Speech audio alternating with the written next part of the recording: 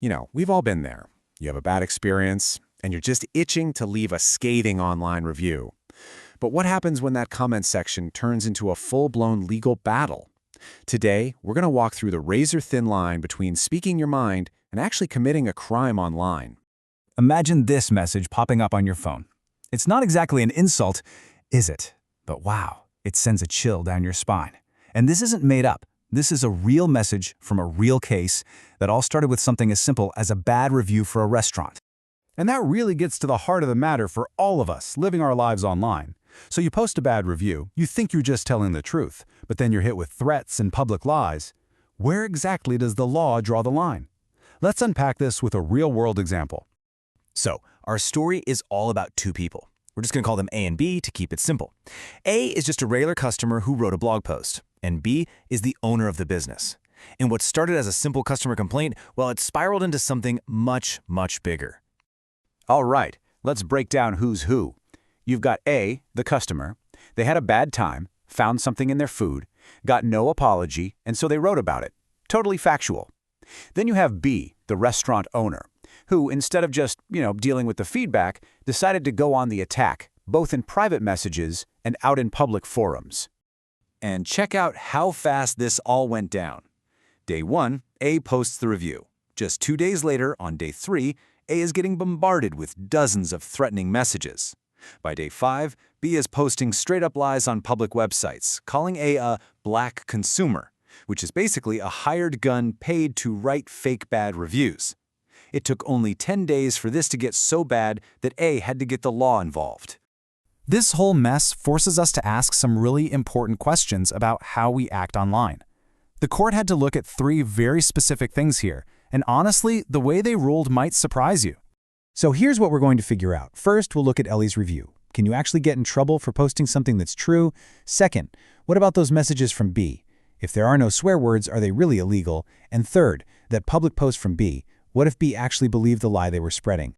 All right, now for the good part, let's see what the law actually says. And we're not just guessing here. This is all based on real court cases and actual legal precedents from South Korean courts. Let's start with that first big question. Customer A wrote a review based on what really happened. It was the truth. That's got to be protected, right? Well, when it comes to the internet, it's a little more complicated than that. And this is where it gets really interesting. According to the Supreme Court, it's not just about whether your post is true or false. What really matters is why you posted it. If your main goal for posting a true story is to publicly shame someone and ruin their reputation, that can actually be illegal defamation. So get this, even A's factual review could potentially get them in trouble. If the court decides the main point wasn't to help other consumers, but just to hurt the business, that's a problem. Online, your motive can be just as important as the facts. Okay, on to part 2. Those dozens of messages B sent to A. Stuff like, I know where you work. There were no actual insults or swear words. So that's fine, right? Nope. The High Court is super clear on this. The law isn't just looking for bad words. The act itself, repeatedly sending messages that are meant to cause fear or anxiety, that is a crime. It's all about the psychological damage it does to the person receiving them. So for this one, it's pretty much a slam dunk. Guilty. B's actions created a sense of real fear, and the law is there to protect you from that kind of harassment, no matter what words are used.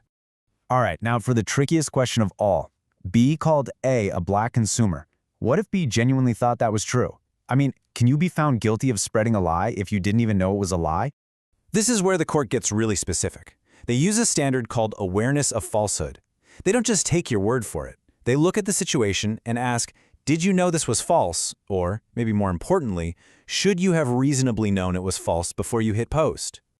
And that's why the verdict here is, it depends.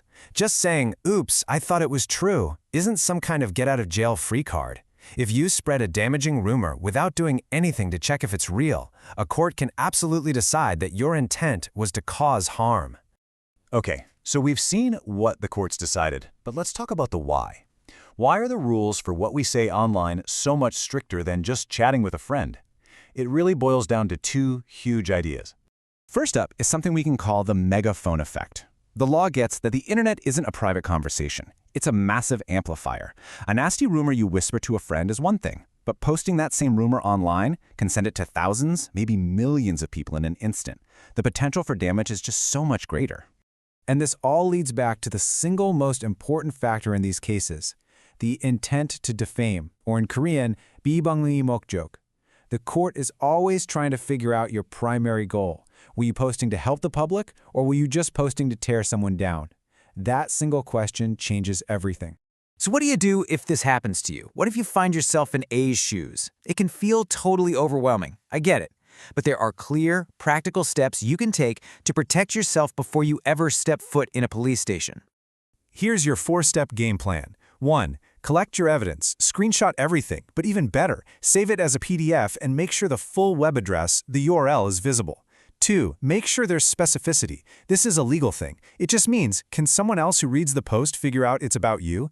3, and this one's the hardest, do not engage. Don't reply. Firing back with your own insults can just land you in a countersuit. Stay silent.